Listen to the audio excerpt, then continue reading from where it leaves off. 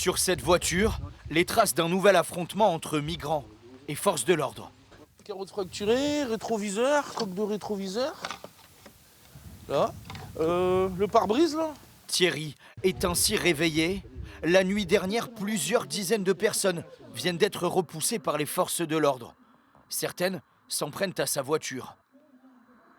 Ma voiture. Chez ses habitants, la peur s'installe et avec elle vient la colère. On arrivera à l'affrontement de toute façon, c'est certain. C'est certain. Pas une personne comme moi tout seul, mais il y aura un affrontement, c'est sûr et certain. Parce que les gens, ils en ont marre. On en a marre de l'insécurité, les bus qui sont pleins, les enfants qui ne peuvent plus sortir parce que c'est fou. C'est impressionnant. Il faut y être, il faut vivre au quotidien tout ça pour se rendre compte réellement dans quelles conditions on est.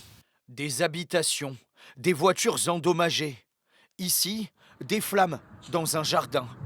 Au moins 6 plaintes ont été déposées pour des dégradations depuis ce week-end. À Gravelines, la situation semble échapper à tout contrôle. Le maire de la commune en appelle à l'État et demande des renforts policiers, notamment le déploiement de compagnies de CRS.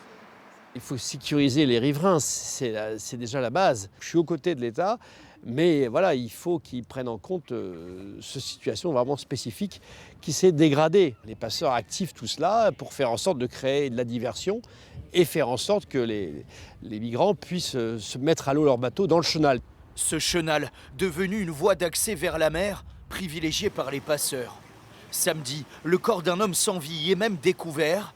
Pour autant, depuis 3 jours, plusieurs embarcations continuent de se lancer depuis ce bras de mer, juste en face de chez Jean. On voit un bateau passer ici, mais pareil, il était au moins 70 dans le bateau, quoi. C'est lui qui filme ces images, des départs quotidiens qui alimentent les discussions chez ces riverains. Je ne fais rien maintenant. Si le président se bouge pas le cul, eh ben, on l'a dans le moment. La plupart résignés face à la situation. On compatit un peu à leur tristesse, à leur misère. Après, ici, il faut aussi respecter les gens du coin, hein.